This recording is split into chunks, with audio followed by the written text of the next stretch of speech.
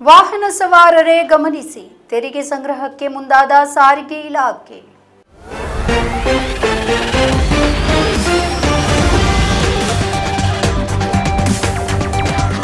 ಕರ್ನಾಟಕದ ಸಾರಿಗೆ ಇಲಾಖೆ ತೆರಿಗೆ ಸಂಗ್ರಹಕ್ಕೆ ಮುಂದಾಗಿದೆ.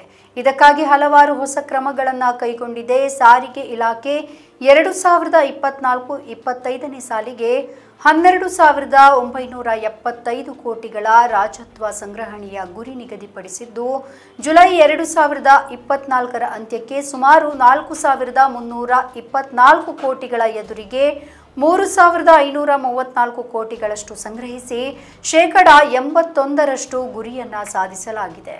ಪ್ರಸ್ತುತ ಇಲಾಖೆಗೆ ಹೊಸದಾಗಿ 85 ಮೋಟಾರ್ ವಾಹನ ನಿರೀಕ್ಷಕರು ನೇಮಕಗೊಂಡಿದ್ದು, ಇವರನ್ನ ಬಳಸಿಕೊಂಡು ಹಾಗೆ ರಸ್ತೆ ಸುರಕ್ಷತಾ ನಿಧಿಯಿಂದ ಹೊಸ ವಾಹನಗಳನ್ನು ಖರೀದಿಸಲಾಗ್ತಾ ಇದ್ದು, ಅವುಗಳನ್ನು ಉಪಯೋಗಿಸಿಕೊಂಡು ಪರಿವರ್ತನಾ ಚಟುವಟಿಕೆಯನ್ನ ಹೆಚ್ಚಿಸಿ ಬಾಕಿ ಇರುವ ತೆರಿಗೆ ಮೊತ್ತವನ್ನು ವಸೂಲಿ ಮಾಡುವ ಮೂಲಕ ರಾಜತ್ವ ಸಂಗ್ರಹಣೆಯ ಗುರಿಯನ್ನ ತಲುಪಲು ಶ್ರಮಿಸುವಂತೆ ಅಧಿಕಾರಿಗಳಿಗೆ ಸೂಚಿಸಲಾಗಿದೆ.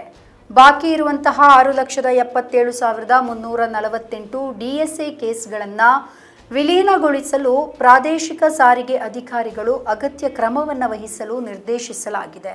ಎಲ್ಲ ಕಚೇರಿಯ ವ್ಯಾಪ್ತಿಗಳಲ್ಲಿ ಸ್ವಯಂ ಚಾಲಿತ ಚಾಲನಾ ಪರೀಕ್ಷಾ ಪಥಗಳನ್ನು ನಿರ್ಮಿಸಲು ಕ್ರಮ ವಹಿಸಲಾಗಿದ್ದು, 80 ಕೋಟಿಗಳ ವೆಚ್ಚದಲ್ಲಿ ದೇವನಹಳ್ಳಿ, ಕೋಲಾರ, ಹೊಸಪೇಟೆ, ಗದಗ, ಬಳ್ಳಾರಿ, ವಿಜಯಪುರ, ಬೀದರ್, ಯಾದಗಿರಿ, ದಾವಣಗೆರೆಗಳಲ್ಲಿ ಡ್ರೈವಿಂಗ್ ಟ್ರ್ಯಾಕ್ಗಳನ್ನು ನಿರ್ಮಿಸಲಾಗ್ತಾ ಇದೆ.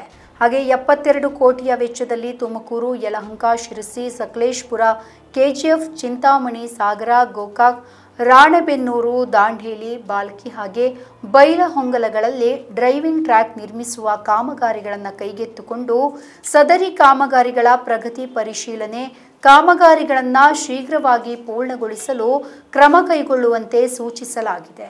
ನಮ್ಮ ಈ ವಿಡಿಯೋ ನಿಮಗೆ ಇಷ್ಟ ಆದಲ್ಲಿ ಲೈಕ್ ಮಾಡಿ, ಶೇರ್ ಮಾಡಿ, ಕಮೆಂಟ್ ಮಾಡಿ ಮತ್ತೆ ಸಬ್ಸ್ಕ್ರೈಬ್ ಮಾಡಿ.